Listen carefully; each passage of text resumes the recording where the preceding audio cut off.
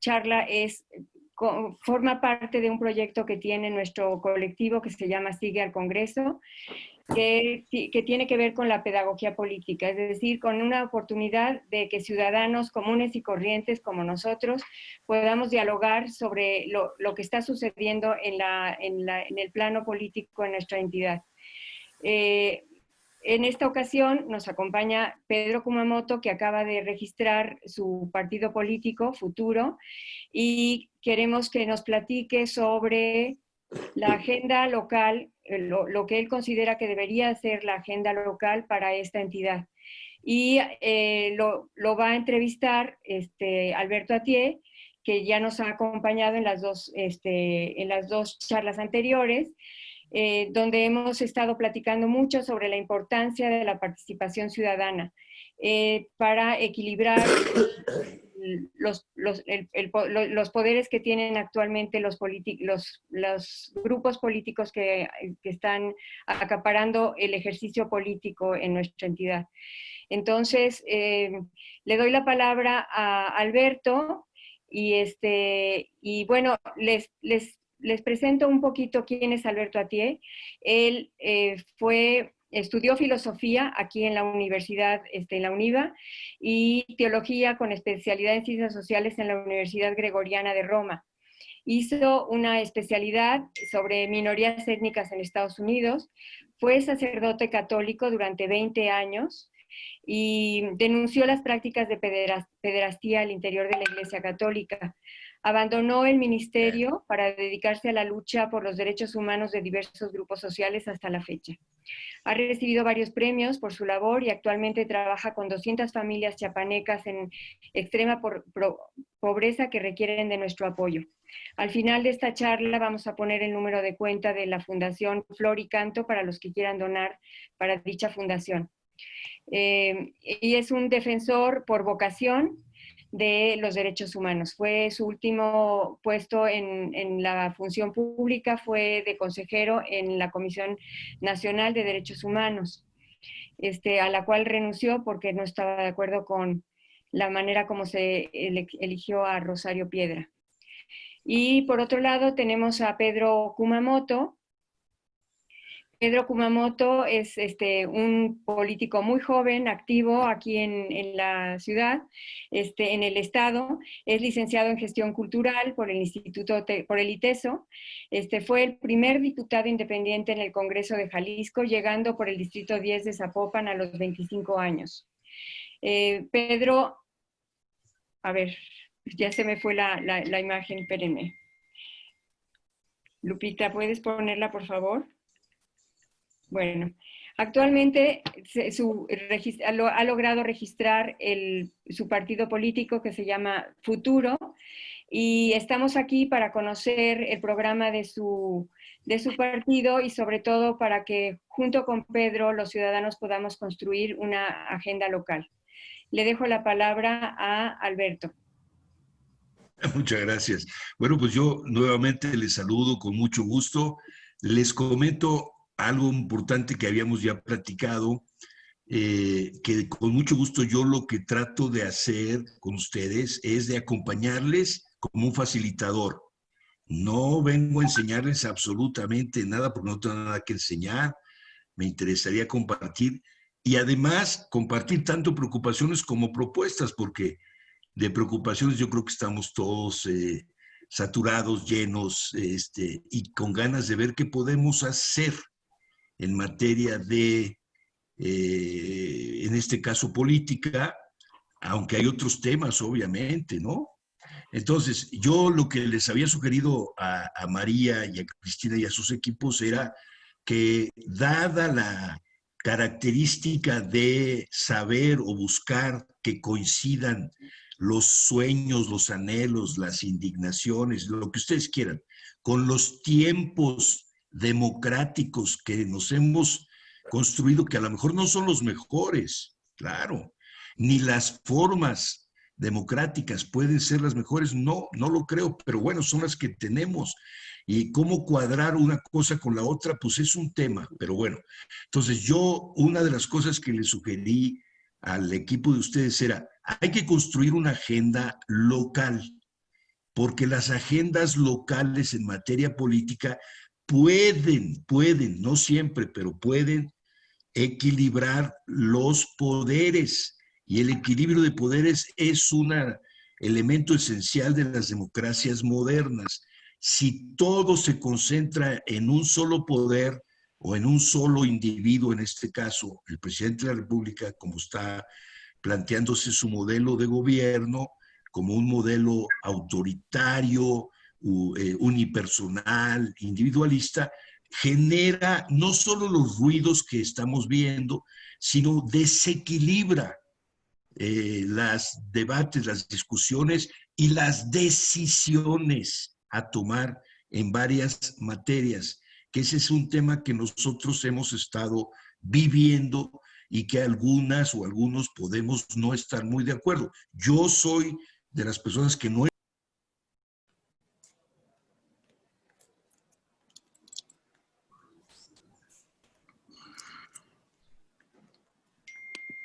Hermano, a ti se te apagó el micrófono. Ah, disculpa, perdón. No. Se me apagó. Adelante. Fue el gobierno que lo quiere detener. Bueno, entonces, disculpe, ya había echado un rollo, no sé si me habían escuchado o no, pero bueno. No. Solamente fueron como 30 segundos. Ah, ok, bueno, entonces, a ver, sí. Yo aquí saludo a Pedro, que ya había tomado contacto con él, sé que había estado en ese momento haciendo sus estudios en Europa, en Inglaterra, y que está regresando. Bueno, ¿qué nos puede enseñar Pedro? Y son las preguntas que yo voy a comenzar a hacerle y que ojalá ustedes le retroalimenten. La construcción, Pedro, es uno.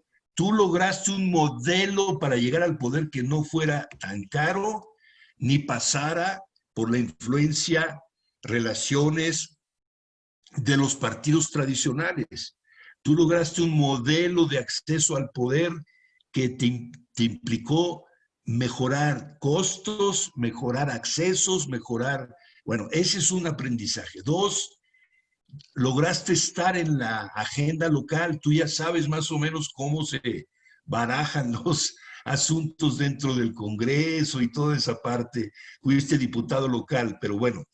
Entonces, esa es la segunda pregunta. Y la tercera es, oye, en la entrevista que yo te escuché y todo, mencionas no solo temas locales, también nacionales. Eres un hombre abierto a México y hasta el mundo. Ok. Entonces, ¿cómo hacer para que la agenda local incida realmente en la agenda nacional y podamos desde Jalisco, ojalá sea un modelo exitoso el de ustedes, un modelo ejemplar a imitar, a compartir, y no un modelo de cuidado que con los jalisquillos porque están peores que los 4T, cuidado con ellos, son peores, tengan cuidado, ni los vean. No, ya vieron a los jalisquillos, van bien, están construyendo una democracia auténtica, hay mejor participación, tienen control del Congreso, del gobernador, del Poder Judicial, en beneficio de los derechos humanos, y además inciden muy fuertemente y muy bien en la agenda nacional, están presionando, llevan la agenda ciudadana a los congresos, etcétera. Ese sería mi primer tema a platicar contigo, Pedro, para escucharte, no para votar por ti. Te vamos a decepcionar si ahorita te diríamos, vamos con Pedro. A lo mejor algunos van, a lo mejor otros no, no lo sé. Ayúdanos a entender Jalisco y a decirnos qué necesidades tiene y cómo lo político puede ayudar, no solo, pero también lo político a resolver algo de lo de Jalisco y cómo ese Jalisco podría influir en lo nacional de manera que podamos buscar un beneficio. Bienvenido, Pedro. Te saludamos con cariño y respeto. Muchísimas gracias, Alberto. La verdad es que esta presentación es inigualable. O sea, yo sí quisiera, primero que nada, agradecer tanto el tiempo de María, de Alberto y de todo el equipo y de todo el colectivo, porque creo que este proceso de formar a personas que están tratando de incidir en la agenda pública desde una lógica cívica, desde metas muy concretas, relacionadas con la eficiencia del gobierno, pero también del respeto de los derechos humanos y de una búsqueda de un futuro compartido, me parece fundamental, me parece muy necesaria y me parece que trasciende todas las playeras partidistas, por ponerlo de una lógica, porque creo que lo esencial está sucediendo en este tipo de espacios. Entonces, muchísimas gracias por darme la oportunidad para platicar aquí. Debo de decir que algo así como entender Jalisco, bueno, pues Guadalajara fue fundada varias veces y precisamente porque es difícil de entender. Entonces, yo no sé si pueda entender Guadalajara, pero sí puedo entender desde mi punto de vista lo que me toca, que es la innovación política, el proceso de incidencia desde la lógica de la justicia social y de entender que existen desigualdades estructurales, las cuales queremos hacerle frente desde el proceso de futuro. Empiezo con una pregunta que no me hiciste tú, Alberto, pero que voy para allá. Por favor. Todo es circular, ahorita vamos a regresar para allí. Pero decía Salvador, ¿cuáles son esas 5 características que van a diferenciar a futuro de los partidos políticos tradicionales? Que creo que tiene que ver mucho con, digamos, con el núcleo de las 3 preguntas que tú hacías.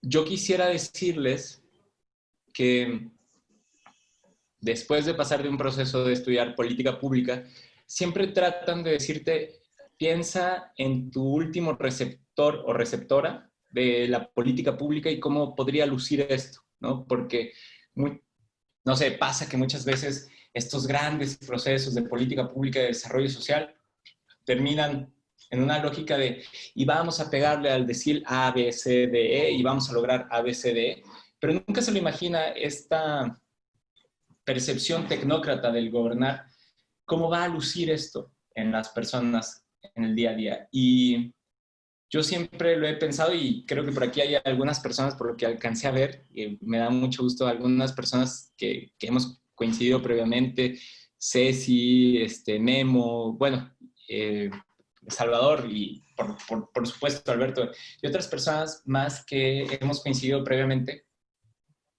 En lo que queda muy claro es que, o al menos a mí, es que tenemos que imaginarnos que el día de hoy está el niño más rico de Guadalajara, que tiene una serie de privilegios, conexiones y posibilidades de incidir en una agenda local o nacional solamente por el hecho de dónde nació.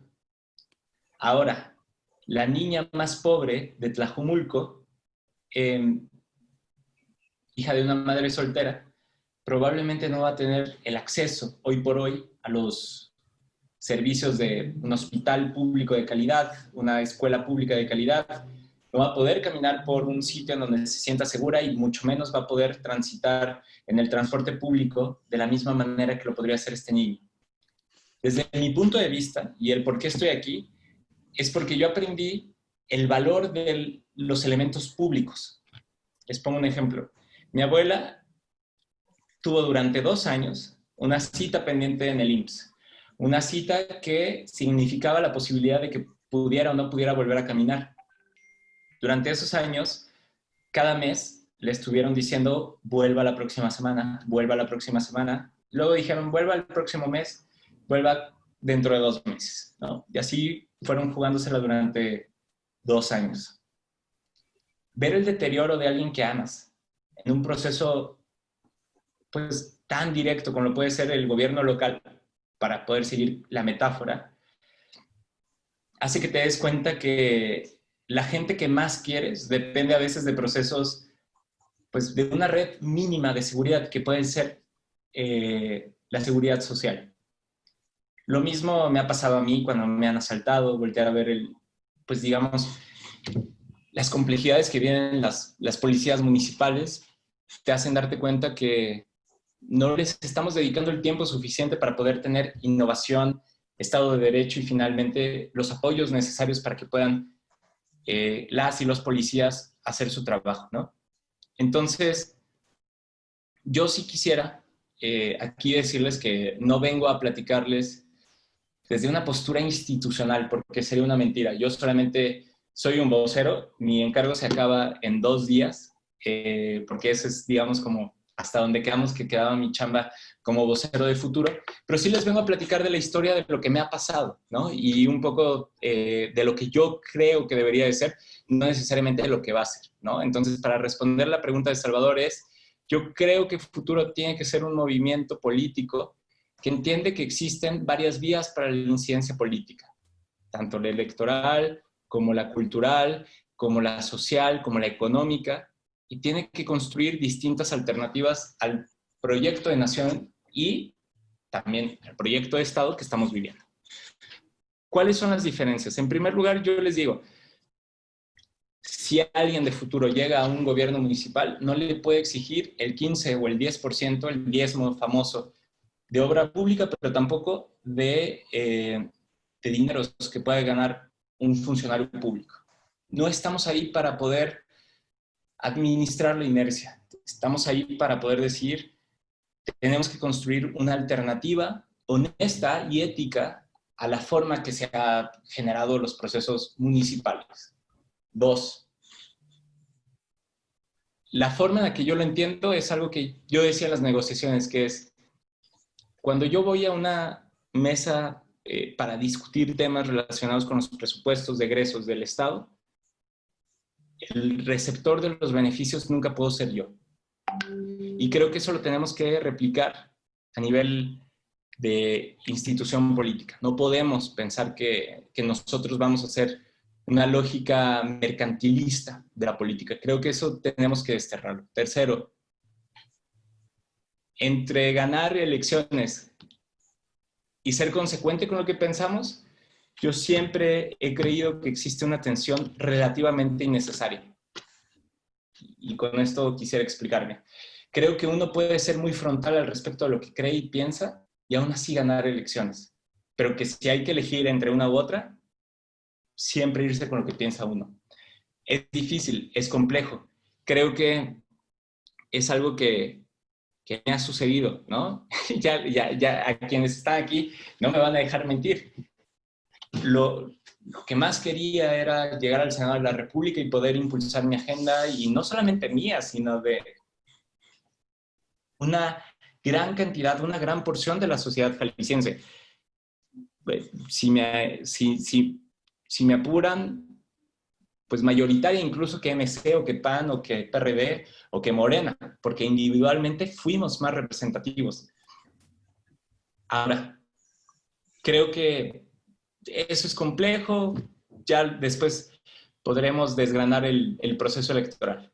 Pero lo que trato de decir es que sí es importante tener muy claro que el medio sí termina resignificando el fin, a pesar que hay políticos que piensan que el medio no importa y que el fin es el fin.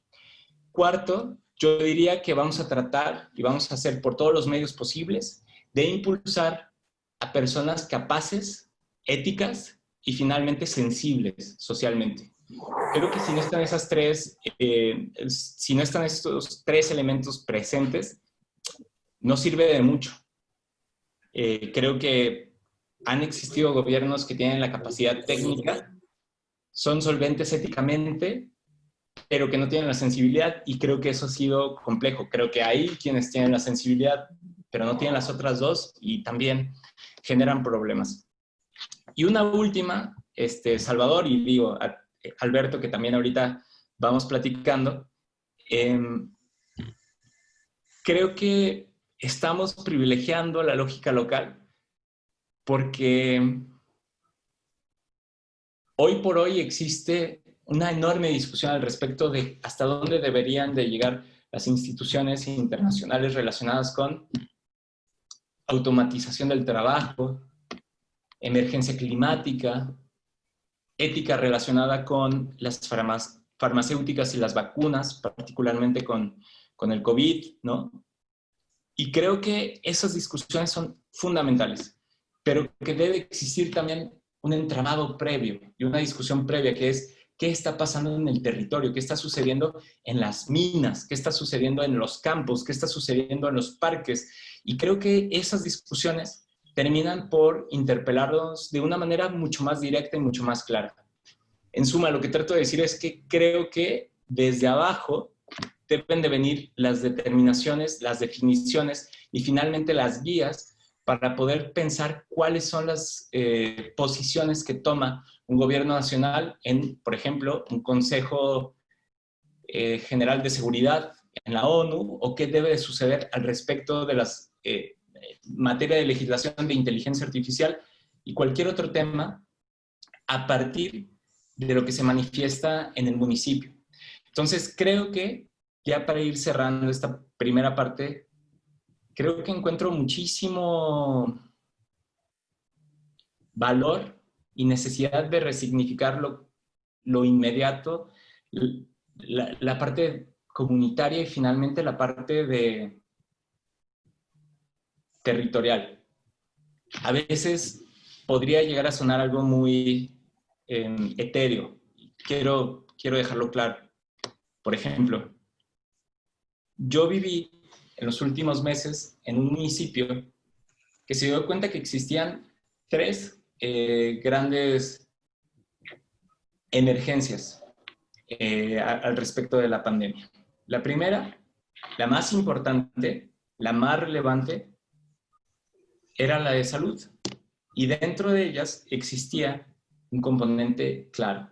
Las personas que vivían en la calle, las personas que no tenían casa, tenían un mayor factor de riesgo a morir si se contagiaban del COVID. Esto es lo más importante, ¿no? Lo segundo, con una lógica de salud pública, también se dieron cuenta que estas personas que tenían una mayor propensión a tener un padecimiento, también eran portadores y por lo tanto podían contagiar a más personas. Eso significaba pues que se tenía que actuar al respecto. Pero una tercera motivación, y yo los pongo y quiero insistir en eso, en orden de relevancia, tenía que ver con la parte económica. Los hoteles de este municipio estaban vacíos e iban a estar vacíos por los próximos 6 meses porque no iba a haber turismo, porque pues estamos en la condición en la que nos encontramos. Entonces, una concejala, porque allá así lo plantean, muy trucha, dijo, podemos resolver las 3 crisis al mismo tiempo. Y entonces negoció con los hoteles de su municipio que iba a tener un extra de los paquetes de rescate que ya estaba dando el gobierno nacional, un extra en el gobierno local, para que las personas que no tenían casa pudieran dormir y tener un techo durante 3 meses para evitar que se contagiaran y murieran, para evitar que se contagiaran y finalmente insistiendo en la parte jerárquica de la relevancia. Estas 2 primero. Pero lo otro, también importante, para evitar que se acabara el desarrollo económico del turismo. Yo creo que eso es lo que tenemos que hacer como oferta política.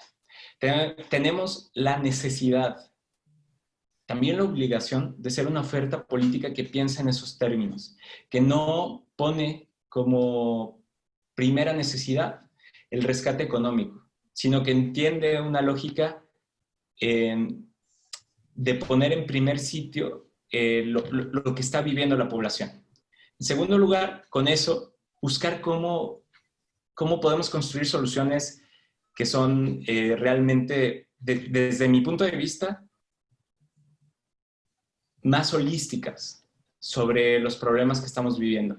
Y finalmente, creo que este tipo de temas también requieren y necesitan que existan gobernantes en lo local, sí, Alberto, pero también en lo nacional, que reconozcan sus limitaciones, que digan, no sé, no conozco, busquemos a especialistas, reconozcamos la experiencia internacional, abramos la posibilidad de la incidencia de otras personas e instituciones.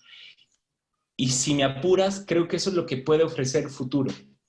Un espacio de personas que pensamos que eso puede ser la agenda local. El principal espacio de incidencia de quienes por muchos años no nos hemos sentido convocados a participar en la vida electoral, no así política, pero en la electoral. Bueno, veo otra pregunta de Salvador, pero primero me voy contigo, Alberto, y ahorita seguimos platicando. Pues muchas gracias. Yo, a ver, déjame reaccionar y luego abrimos al debate de las personas que te están escuchando y que creo yo que son mucho más importantes que mi participación, porque yo estoy hablando desde otra entidad que se llama la Ciudad de México, etcétera. Bueno, la primera cosa que planteaste es, me encantaría conocer nuestra historia como Jalisco. ¿Por qué? Bueno, porque la historia genera una identidad, da origen a una identidad local, a una pertenencia, pues más o menos que hace decir somos jaliscienses. ¿Y eso qué significa? Significa una historia. Lamentablemente estamos cayendo en una especie de negativo que es tu historia es pésima, es espantosa, es corrupta, es maldita y vamos a acabar con ella. Bueno, yo diría que esa es una parte. Sí, somos un pueblo con una historia que tenemos antecedentes de corrupción, de malestar, de aprovechamiento, sí, pero también hay otras riquezas. Entonces, esa es una parte importante, ayudarnos a reconstruir la historia. Y dos, ver dónde estamos hoy y qué quisiéramos que pasara. Y tú haces una serie de planteamientos muy interesantes del presente como está y de cómo mejorar hacia adelante. Yo creo que eso es algo muy humano. Hay varias propuestas de tu parte y una de ellas es, tenemos que interactuar mejor y más con la federación, un replanteamiento de cómo relacionarnos con la federación. Pero la construcción ahorita de lo local es muy importante, Pedro. Tú vienes de una experiencia valiosa, importante, que ha generado además no solo inquietud local, sino también nacional. Yo soy uno de ellos que no he dejado de poner la llaga, el dedo en la llaga y decir lo que nos enseñaron los jaliscienses con Pedro en el acceso al poder y la capacidad de incidir para mejorar, pues es un aprendizaje, no lo dejemos tirado en el vacío, en la nada, en el pasado nada más, sino que busquemos reaprender. Y yo creo que tu ejemplo, tu experiencia y la de ustedes en general puede ayudar a mejorar el modelo local.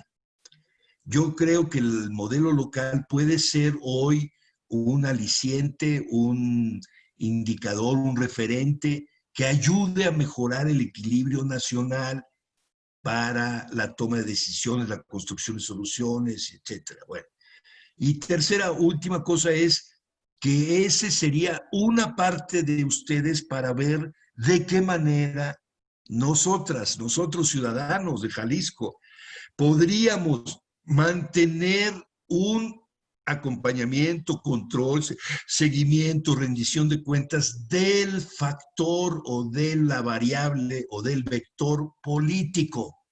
Basta de pensar que otros X nos van a resolver el problema con tal de que nosotros nada más votemos y nos vayamos a nuestras casas. Eso ya se acabó históricamente. Ojalá demos un paso hacia adelante y digamos, tenemos una política que hay que mejorar porque si no la mejoramos nos va a ir muy mal. Yo sí creo que en eso estamos. Bueno, entonces yo le paso la palabra al equipo de Jalisco bajo la coordinación de María y al final, si me lo permiten, yo diría también una reflexión personal, pero mi interés es ayudarles a construir su modelo local. Ojalá sean ejemplares, nos ayuden, nos enseñen por dónde y cómo se construyen democracias locales justas, como dice Pedro, que abran a la justicia social como un indicador permanente de la democracia y no como una variable al gusto de los buenos bonachones que somos, porque bueno, pues sí, algo de bonachones traemos, sobre todo por nuestra tradición religiosa, y bueno, algo vamos a hacer por los pobres. No, no, no, no. Es constitutivo de la democracia la justicia social, sí o no. Claro que sí, yo estoy de acuerdo. Que ese es un pendiente en nuestro país, sí, es un pendiente como la democracia y otras cosas. Vamos a construir modelos exitosos en todo. Bueno, pues ahí está el reto, ¿de acuerdo? Entonces le paso la palabra a María para que ella nos haga favor de coordinarnos una serie de preguntas, intervenciones, todo. Y si les parece, yo al final doy una reflexión y Sí. seguimos adelante. Yo creo que es un proceso, no se preocupen. Estamos un poco tarde porque ya creo que deberíamos de tener un poco más otros indicadores detectados y jugados, pero bueno, no importa, vamos caminando. Oye, Alberto, y sobre todo, María, ¿puedo hacer una respuesta a esta reflexión? Claro. Gracias, María. Yo solamente diría dos cosas que creo que son muy importantes. Primero que nada, gracias, Alberto, por lo que mencionas. Creo que la tradición y todo el proceso, digamos, no sé, lo platicaba con algunas personas que han estado inmersos en el proceso de la reflexión e incluso que han estado en el ministerio. Creo que a veces se nos va de las manos el darnos cuenta que el reino no va a venir, el reino está aquí. Y ese reino necesitamos entenderlo desde esas lógicas, como bien lo mencionas, desde una lógica ecuménica, pero finalmente desde una lógica que ya está presente. Y creo que eso transforma muchísimo la visión de la política. Eso desde una lógica al menos de una profunda convicción y creencia, yo creo que no lo sé si hay algo más allá, pero lo que ya hay aquí es el reino y es la gracia y está aquí. Y creo que precisamente por eso hay que abocarnos a ello. Eso nunca lo he dicho en otro foro.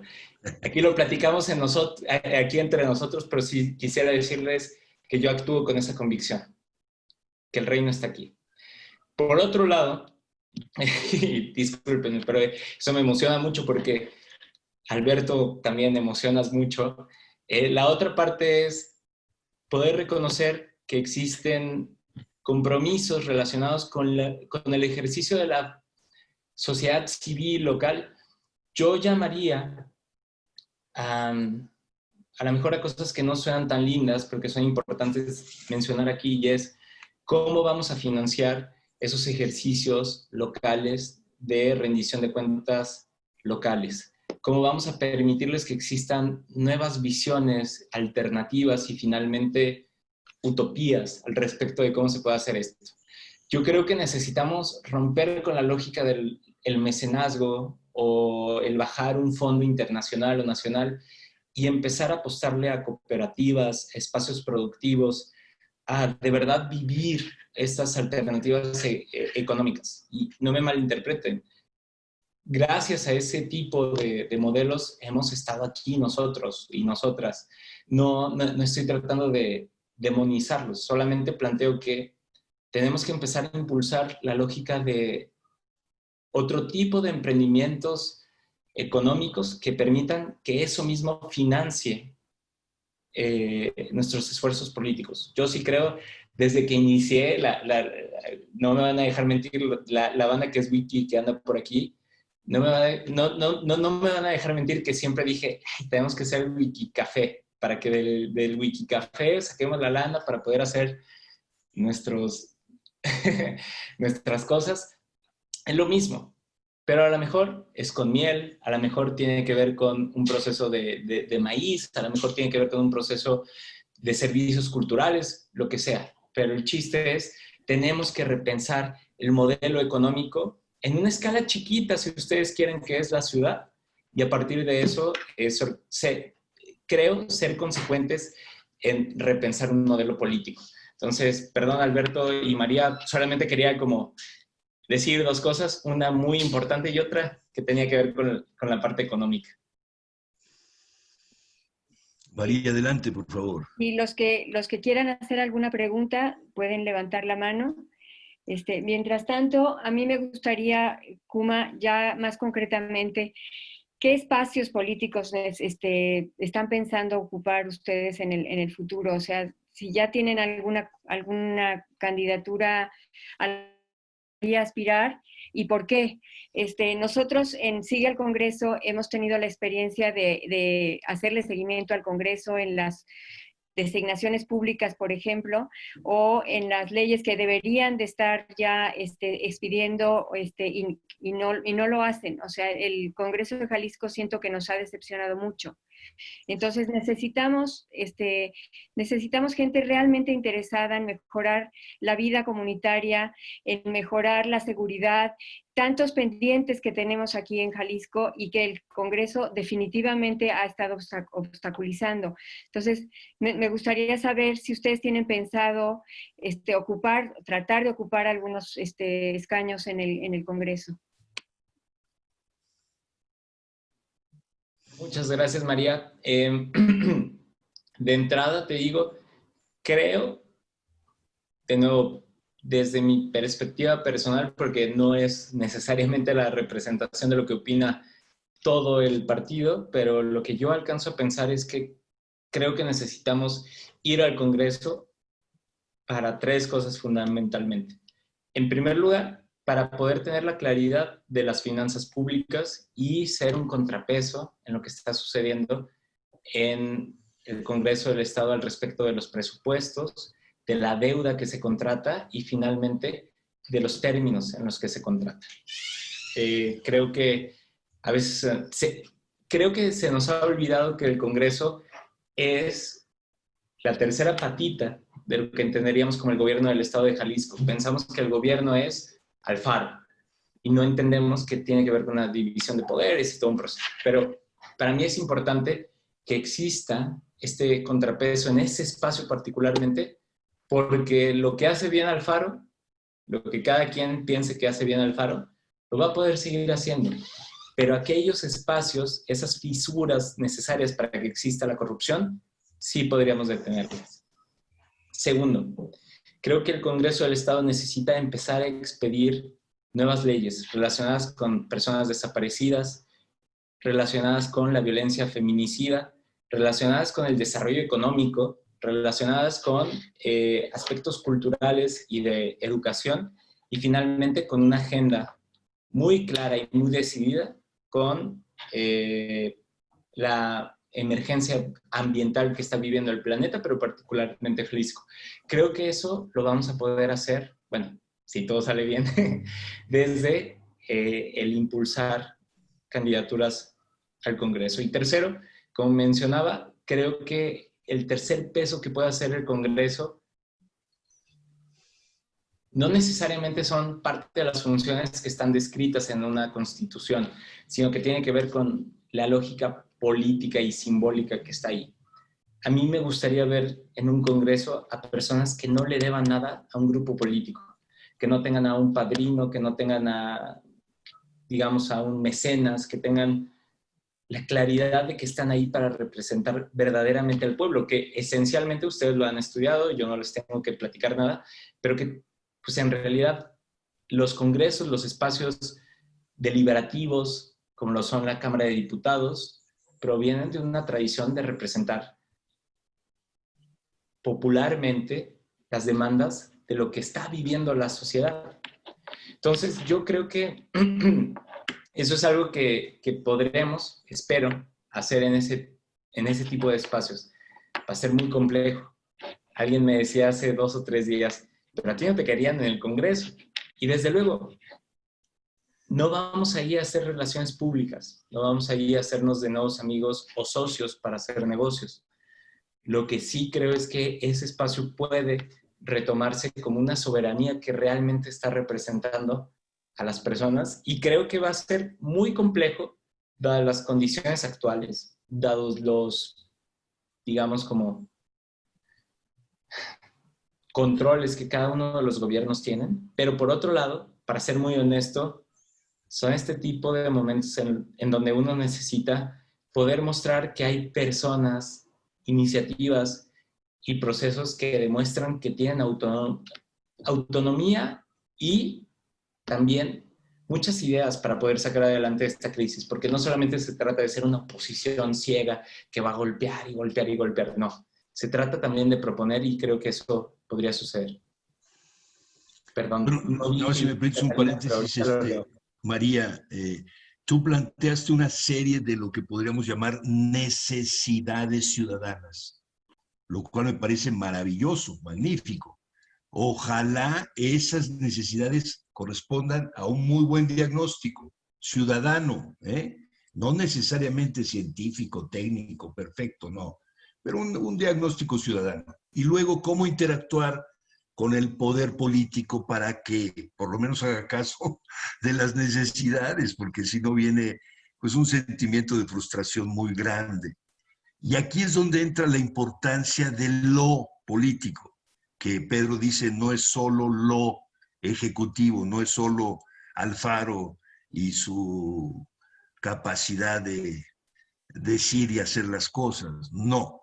Tiene que tener 3 momentos por lo menos importantes: la elaboración de las leyes y su seguimiento con la definición de programas, presupuestos, rendiciones de cuentas y toda esa parte que pasa por el Congreso, la ejecución de esos programas o de esas políticas públicas y la sanción judicial de si se está haciendo lo correspondiente a lo que se había determinado en las leyes y en las ejecuciones. Bueno, ese es un tema muy importante.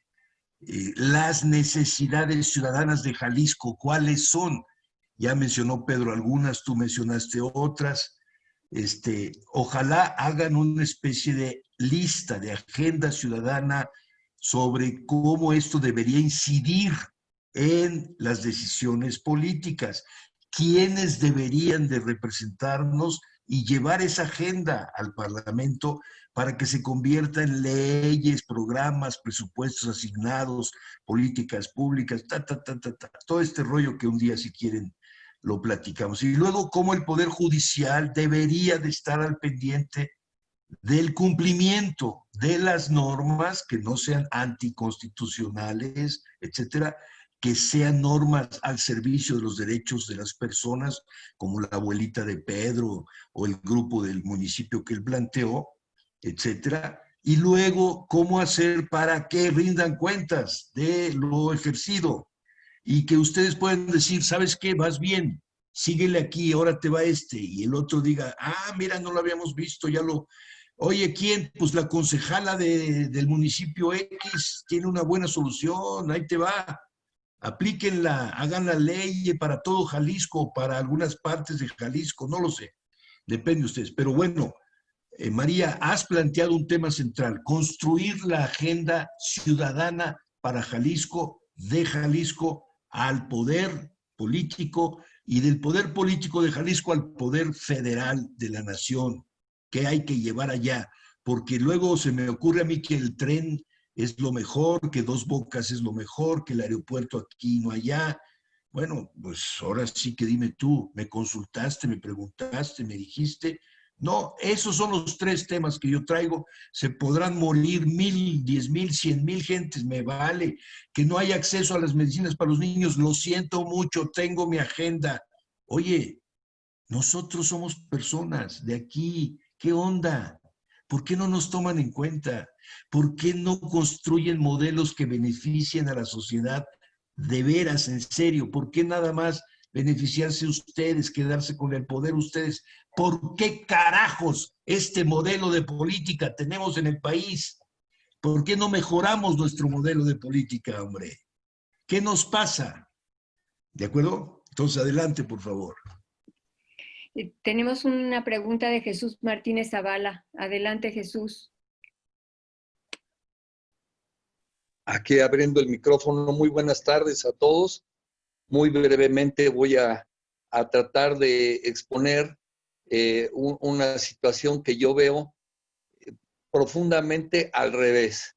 Pedro Kumamoto logró tener un escaño a través de un procedimiento que no era el ortodoxo, sino fue un método heterodoxo para llegar a obtener un escaño en el Congreso del Estado de Jalisco. Yo creo que ese know-how de Pedro es muy importante porque se comió a los partidos políticos, que todo el sistema está concatenado para que los únicos que puedan acceder a esos escaños sean los partidos políticos. Entonces, con este know-how de Pedro es muy importante demostrar que no nada más se puede llegar a través de un partido político, sino a través de un método, una metodología que llegó a la ciudadanía. Y con las propuestas populares que a la gente le llega y que pretende tener como agenda. Y la otra es la parte no popular, que es el ¿qué voy a hacer cuando llegue yo a obtener un escaño? ¿Qué voy a construir? ¿Qué leyes voy a hacer? Nosotros los abogados llegan los sexenios y bueno, pues las cámaras se vuelven a configurar y empieza a haber una serie de leyes y leyes y leyes y leyes, y nosotros los abogados les decimos que les da diarrea legislativa. Y entonces volvemos a lo mismo. Hacen una ley para evitar la violencia a la mujer, que esa institución ya estaba fraguada en otro instrumento que se llama Código Penal, pero que no hemos fortalecido esas instituciones para que se evite la violencia de la mujer. En el Poder Judicial no se puede velar por la seguridad o por la iniciativa de la justicia, sino que realmente juzgan una acción y él dice si está bien o está mal. Es el papel del Poder Judicial. Pero el papel del Poder Ejecutivo a través de una fiscalía es hacer que la ley se cumpla, tanto en forma, hacer lo que dice el Poder Judicial que se haga y hacer que funcione del otro lado el representante de la ciudadanía, que es el Ministerio Público. Entonces, es la buchaca de todas las quejas ciudadanas, llegan a la buchaca del fiscal, y el fiscal va configurando hasta que llega un momento en que puede judicializar esa acción. Esto lo podemos ver en cualquier materia. Sin embargo, ¿qué ha pasado a través de los siglos? Nosotros hemos tenido grandes leyes. La Constitución del 17 fue el parteaguas de los derechos sociales y no se pudieron defender porque no se fortalecieron las instituciones. Esa parte que no es popular dentro de la administración pública, tenemos que fraguarla con cuestiones no políticas, sino académicas, sino ejecutivas. Y por el otro lado, pues no llegas si no tienes una agenda popular. Es algo complejo, pero bueno, espero que me entiendan y les agradezco mucho su escucha. Pedro. Jesús, perdón, me di cuenta, me llamó la atención Zoom, que me decía, si quieres hablar, ponle el micrófono, que decía, claro, tienes razón. A ver, nada más como algunas cosas que me parecen fundamentales, porque aparte creo que tangencialmente lo mencionas, y creo que es una pregunta que el foro se lo está haciendo en el que estoy, que tiene que ver, a ver, sí, y Alberto también de una forma muy prudente ahí también lo puso sobre la mesa, que tiene que ver con cómo te fuiste por una vía que, digamos, ya habías presentado los argumentos para irte por una vía independiente, ¿por qué estás por una vía partidista? No lo dijeron así ninguno de los dos, pero yo lo recibo de esa forma para poderlo explicar, porque pensémoslo de la siguiente manera. La Constitución y la Ley General de Partidos Políticos de este país lo que reconoce con mucha claridad es que las y los ciudadanos mexicanos nos organizamos a partir de unidades básicas y esas unidades básicas determinan qué son los partidos políticos. Tiene sentido, porque, o sea, filosóficamente, un partido es un grupo de personas que piensa de manera más o menos parecida. Hoy por hoy un partido es un negocio, una empresa o una corruptela, también es cierto. Pero no estoy diciendo que en un inicio el espíritu de la ley, lo dirías tú, Jesús, el espíritu del legislador no tenía que ver necesariamente con que iba a existir el Partido Verde, el PT, el PES, o sea, todos esos espacios que no necesariamente son espacios pensados para replicar la lógica de un programa de acción ideológico, ¿no? Hoy por hoy, pues son más bien espacios en donde cuánto traes, qué recibes y un retorno de inversión, ¿no? Básicamente. Yo lo entiendo. Entiendo que pueda llegar a ser incluso como contradictorio en las lógicas de la innovación que hemos logrado. Yo lo entiendo. Yo les quiero invitar a pensar 3 cosas. La primera, la más importante. Cuando terminó el 2018, me di cuenta que la gente me conocía a mí, pero no conocía que existía un esfuerzo de miles de mujeres y hombres que habían hecho esto y que pensaban que todo lo que habían visto se relacionaba con una sola persona, con mi poder y mi capacidad y mis atributos. Eso es mentira. Lo que conocen de mí no depende de mí, depende de miles de personas, voluntades, recursos, gratuidades, generosidad y entrega. Me parecía que era un acto profundamente injusto yo seguir en la lógica en donde todos los beneficios me los llevaba yo para mi casa. Y por eso teníamos que hacer una casa compartida. Un espacio en donde lo que viniera para todas y todos, ¿no? Segundo, hay una lógica también ahí de formación política. Porque después de cada proceso electoral, uno se tenía que quedar callado.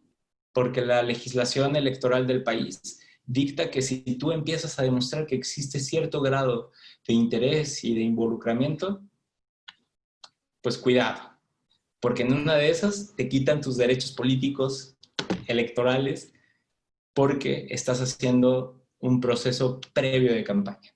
Y creo que eso lo entiendo en las lógicas del, digamos, como del entendimiento político electoral que teníamos, pero no está bien.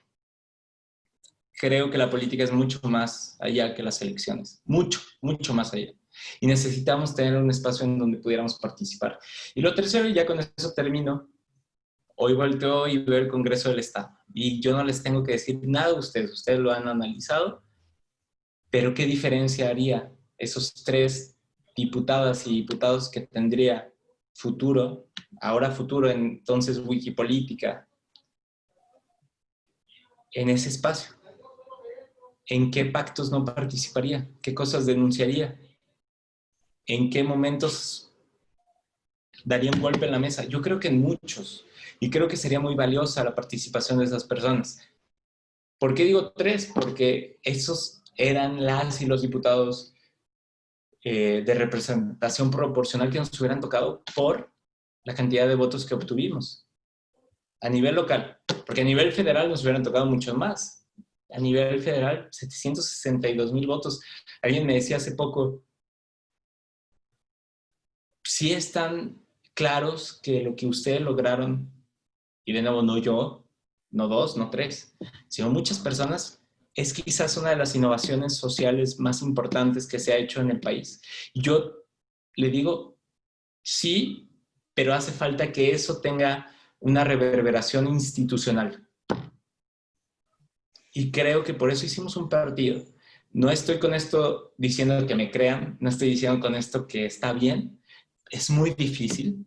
Les puedo asegurar que todos los días me duermo varias horas más tarde y me despierto más horas temprano de lo que yo hubiera querido pero es porque quiero hacer las cosas bien, en lo que me toca a mí, en lo que puedo participar. Entonces, nada más como para contestar 2 o 3 preguntas al hilo, que creo que era muy importante responder, porque ciertamente las candidaturas independientes son una vía, son importantes. Creo que, y regresando al principio de esta conversación, que se puede hacer de forma muy austera, pero también eso se puede replicar en un partido. Y creo que lo que yo pueda hacer para compartir en este espacio y en el que me inviten, porque Alberto también es testigo de que le dije, en donde me inviten, yo platico de cómo lo hicimos, lo hacemos. Pero yo sí tengo claro que este modelo de hacer campañas significaba en buena medida hacer y replicar muchas de las cosas que hoy por hoy nos quejamos del gobierno federal y de la manera en que se entiende la política en nuestro país, unipersonal, caudillistamente. Y por eso renunciar a ello. Sí.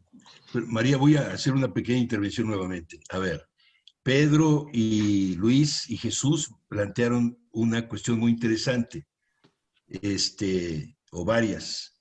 Una es, hay procesos ortodoxos, legales, constituidos, etcétera, y hay procesos heterodoxos. Hay que buscar los dos. Hay que buscar los dos, ¿no? Y luego Pedro planteó un tema importante que es la cuestión del liderazgo colectivo. O sea, él dijo, yo saqué la cabeza y a lo mejor dije algunas cosas y además enfrenté personalmente algunos procesos donde me podían haber golpeado, cortado la cabeza, ninguneado y hasta aplastado.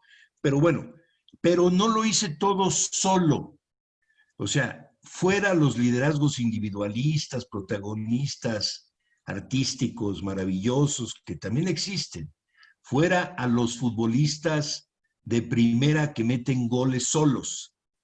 Bienvenidos también los futbolistas y las futbolistas que construyen jugadas de equipo, liderazgos colectivos, leyes que respondan a necesidades ciudadanas que sean evaluables, seguibles, rendición de cuentas, mejorables, etcétera, ¿no?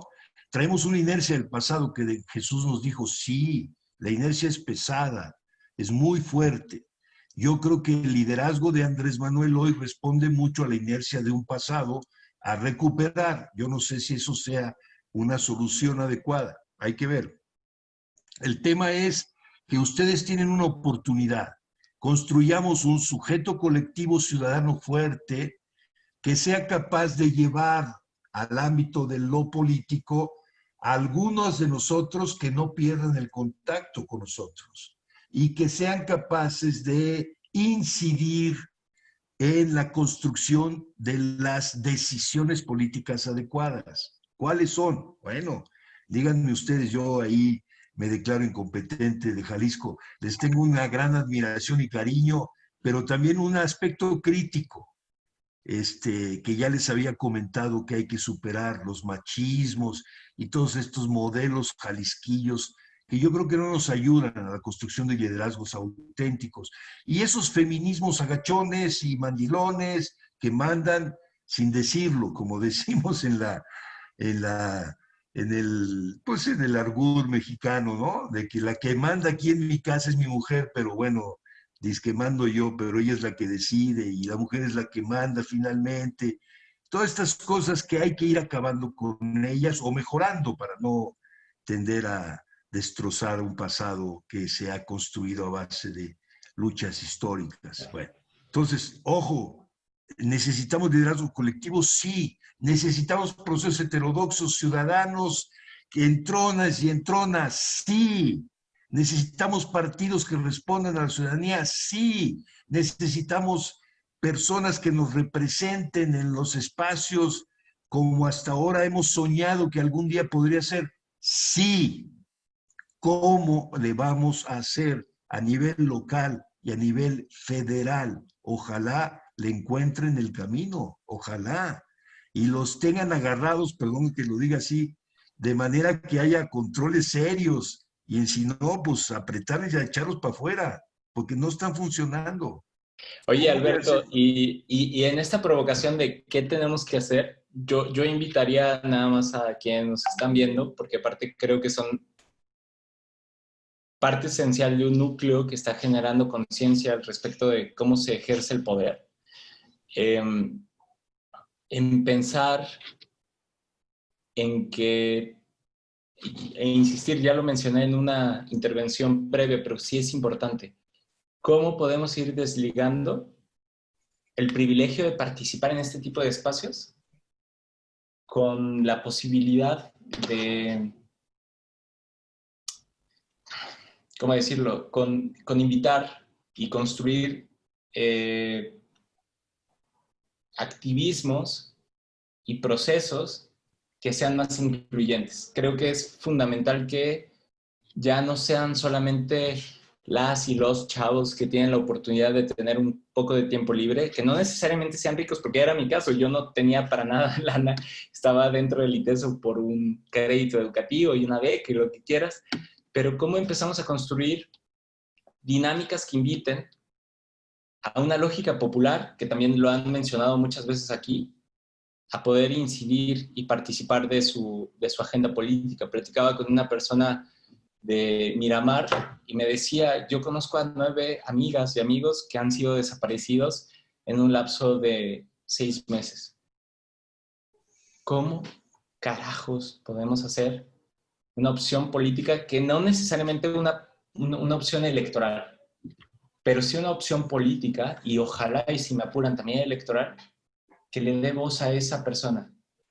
Porque sé que no va a cansar, no se va a cansar, no se va a detener a denunciar en una junta de coordinación política y unos votos, a que encuentren a esas personas que ama y que han sido arrebatadas de su comunidad. ¿Cómo le vamos a hacer para que las mujeres que han sido, mujeres muy cercanas, por cierto, que han vivido procesos de maltrato y de violencia y que han decidido sobre su cuerpo, esas mujeres puedan estar dentro de la agenda del Congreso del Estado? ¿Cómo le vamos a hacer para que aquellas personas con ciertos privilegios, si ustedes quieren, pero también con muchas claridades y rectitud de ética, que no le han abierto la puerta a la corrupción y que han construido una casita, un emprendimiento o algo, puedan tener un espacio político? ¿Cómo le vamos a hacer para que las y los defensores del territorio, esas personas que no se rinden y que no aceptan el lenguaje de billetazos, cómo le vamos a hacer para que tengan una opción política? Puede ser que sea futuro, yo quiero que sea futuro, pero si quieren irse a otro partido no hay problema, y ese es el llamado a este espacio, que creo que es un espacio crítico.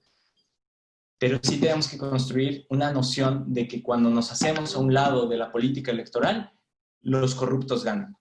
Cuando abrazamos la idea de que el que no tranza no avanza, de que las cosas siempre permanecen igual, de que con dinero baila el perro, ganan los corruptos. Que cuando decimos que la política siempre es igual y que nunca va a cambiar, ganan los corruptos. Entonces, mi llamado, aunque puede ser para muchas y muchos un poco ingenuo, yo les diría, así me dijeron cuando empezamos en la campaña para diputado, para el Senado, para el partido. Yo creo que la sociedad está deseosa, necesitada de tener esperanza y no solamente buenas intenciones. Y creo que la podemos construir desde distintos frentes electorales, no electorales, políticos, todos ellos. Pero por favor, reconozcan en ustedes la capacidad de incidir en la agenda local que ha puesto aquí tanto María como Alberto y todo el equipo. Y por otro lado, por aquí, perdón, y algo que me llamó mucho la atención, decía Catalina, y bueno, perdón, Verónica, que le agradezco mucho que haya dicho que no queden deseos. Catalina, yo creo, también esa es otra cosa que tengo muy claro, yo no me quiero perpetuar participando por siempre en elecciones. O sea, yo sí tengo muy claro que mi trabajo como Alberto, por ejemplo, tiene distintas instancias y espacios y lógicas. Hay mucha gente que piensa que asume que su pico de vida es ser gobernador o presidenta o algo por el estilo. La mía no. Yo tengo muy claro que la mía es servir, y yo les invito a que nos pensemos en la lógica de nuestras misiones de vida, que pensemos en nuestra vocación y cómo podemos hacer algo por las personas que están alrededor de todas y todos nosotros. Es difícil porque nos han hecho pensar que el cargo hace a la persona, pero yo sí pienso que eso ya está caduco. Y que de nuevo les agradezco muchísimo el espacio que me han brindado el día de hoy. Sé que es un espacio de 1 hora, ya me pasé aparte del tiempo, pero María, no me regañes, porque sí quería platicar estas cosas que estamos diciendo el día de hoy. No, claro que no te regaño, Pedrito, nos gustaría tenerte otra hora más, pero ya no vamos a abusar del tiempo de todo el mundo. Cuando quieran yo vuelvo por acá. Perfecto, muchas gracias. Gracias, Alberto, por todos, por tu colaboración en este espacio, que fue valiosísima, y gracias a todos por estar aquí presentes. Y muchas gracias a ustedes. Nada más déjame terminar con una cosa importante, que liderazgo colectivo significa soy gracias a otros, siempre estoy con otros y otras, gracias a otras y a otros, y trabajo para otras y otros que van más allá de nosotros. Ese es un liderazgo, ¿de acuerdo? Entonces hay que trabajar ese tema, ¿vale? Tenemos tareas pendientes y yo con mucho gusto colaboro, encantado en lo que pueda. Cuídense mucho, un abrazo. Gracias a todos.